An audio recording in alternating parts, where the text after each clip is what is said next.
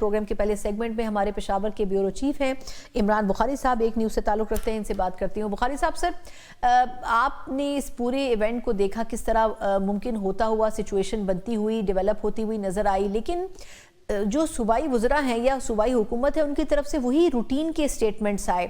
دیکھا جائے تو سر ایف سی تک پہنچ جانا اور ہیڈ کوارٹر پر حملہ کرنا دہشت گردوں کے لیے بھی آسان نہیں ہوگا، لیکن یہ پیدل پہ جو انسیڈنٹس ہو رہے ہیں یہ ظاہر کرتے ہیں کہ دہشت گرد یا تو طاقتور ہو رہے ہیں یا حکومت کی اپنی بھی گرفت کمزور ہو رہی ہے۔ آپ کو کیا لگتا ہے خاص طور پر آج کے اس انسیڈنٹ کے بعد؟ صرف پشاور نہیں، پورے خیبر پختونخوا میں اس وقت بدامنی کی ایک انتہائی مضبوط لہر چل رہی ہے۔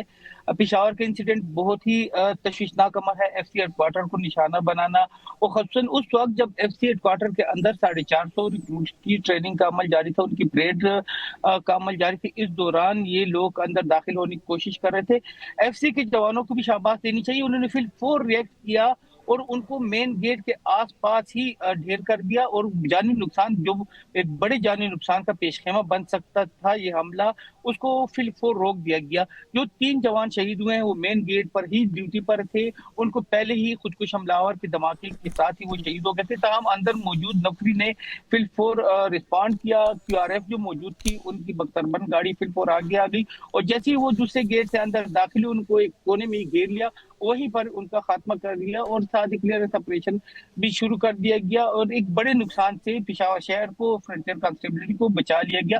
اگر اسی طرح ہم دیکھیں خیبر پختونخوا کی جنوبی اضلاع، تو صرف اگر بنو ریجن کی بات کی جائے تو 3 ماہ کے دوران 145 حملے ہو چکے ہیں پولیس چیک پوسٹوں پر، پولیس تھانوں پر۔ یہ انتہائی تشویشناک امر ہے۔ حکومت کو اس وقت اپنے جو اندرونی اختلافات ہیں یا ان کے جو رہائی کے لیے وہ جو جدوجہد کر رہے ہیں، اس کے علاوہ ان کو فرصت نہیں ہے تو اس معاملات کو دیکھے، ان سے نپٹنے کے لیے کوئی مضبوط حکمت عملی بنائے۔ اگر ہم دیکھیں یہ سارے معاملات باہمی تعاون سے، باہمی ایک سلسلہ اگر جاری رکھا جائے، سیکیورٹی فورسز کے ساتھ، پولیس کے ساتھ ایک کوارڈینیشن کا فقدان بھی نظر آتا ہے حکومت کا، اور حکومت ایک سمت جا رہی ہے اور ادارے دوسری سمت جا رہے ہیں، تو ان سب کی جو خمیازہ ہے وہ عام عوام کو ہی بھگتنا پڑ رہا ہے۔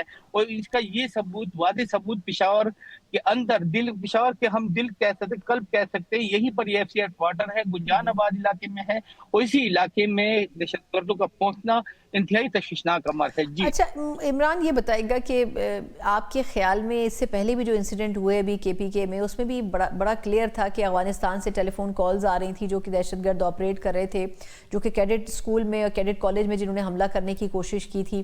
لیکن آپ کے خیال میں صوبائی حکومت کیوں اس نیٹ ورک کو مانیٹر نہیں کر پا رہی ہے، بریک نہیں کر پا رہی ہے؟ ان سے جب بات کریں تو وہ یہی بات کرتے ہیں کہ دہشت گردوں سے مذاکرات ہونے چاہیے۔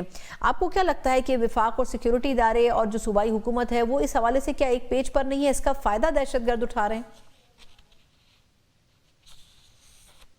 اب کی بات اگر کی جائے تو ایک جانب تو اس وقت درست ہوں گے جب آپ پر دوسرا فریق حملہ نہیں کرے گا۔ اگر دوسرا فریق مسلسل آپ کے حملے کر رہا ہے تو مذاکرات کس بنیاد پہ ہوں گے؟ مذاکرات کے لیے تو آپ کو ماحول سازگار بنانا ہوگا۔ اگر جو باتیں، جو چیزیں چل رہی ہیں ان میں مذاکرات کا عمل تو اس وقت کامیاب ہوگا جب دونوں فریق امن کے معاہدے پہ پہنچیں گے، امن کے ایک درمیانی ایک ہم اس کو کہہ سکتے ہیں کہ ایک وقفہ کر کے اس میں بات چیت کر کے اپنے مطالبات پیش کیا جائے گا۔ اگر ہم مذاکرات کا ڈول ڈالنا شروع کریں، پڑوسی ملک کی جانب سے مسلسل در اندازی کی کوشش ہو رہی ہے، جو دہشت گرد مارا جاتا ہے اس کے پاس ڈاکومنٹس مل رہے ہیں، ان کی نماز جنازہ وہاں پہ پڑھائی جا رہی ہے، بیرون ملک ان کے لیے فاتحہ خوانی کی جا رہی ہے، اور یہاں پہ ہمارے عام عوام مر رہے ہیں۔ یو ایف سی کے جو 3 جوان شہید ہوئے ہیں وہ بھی کسی کے بیٹے تھے، کسی کے بھائی تھے، تو ان کو شہید کرنے والوں کے ساتھ آپ کیسے مذاکرات کریں گے اس صورتحال میں کہ جب وہ ہتھیار نہیں ڈال رہے، ہتھیار سائٹ پہ بھی نہیں رکھ رہے؟ ڈالنے کی بات علیحدہ ہے، وہ تو چلے ایک لمبا پروسیس ہے، لیکن جب تک وہ لوگ خود مذاکرات کے لیے حامی نہیں بھر رہے، یہاں سے کیسے مذاکراتی عمل کیا جا سکتا ہے؟ سب سے پہلے تو اپنے عوام کا تحفظ کرنا ہے۔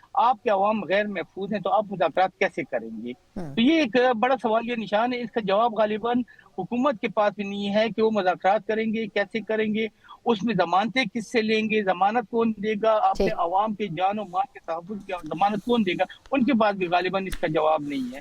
तो ये एक ऐसी पेचीदा पहेली है कि जिसमें वो सिर्फ अवाम को उलझा रहे हैं, सिक्योरिटी फोर्सेस को उलझा रहे हैं। सिक्योरिटी फोर्सेस एक जानिब तो उधर नबरद आज़मा है दहशतगर्दों के साथ, दूसरी जानिब यहाँ पर भी उनको सफाइयाँ देनी पड़ रही हैं। ठीक है, ये नहीं कहा जा सकता कि बिल्कुल हम कहें कि 100% दुरुस्त है। हो सकता है कुछ खामियां हो, कुछ गलतियां हो, लेकिन आप इसमें बैठ के बात करके उन खामियों को दुरुस्त करके अपने आवाम के जान और माल का तहफ़्फ़ुज़ अगर मुमकिन बनाया ठीक, जा सके, बिल्कुल उसके ठीक। बाद आगे का करना चाहिए। बहुत बहुत शुक्रिया। इमरान बुखारी मौजूद थे, ब्यूरो चीफ पेशावर एक न्यूज़।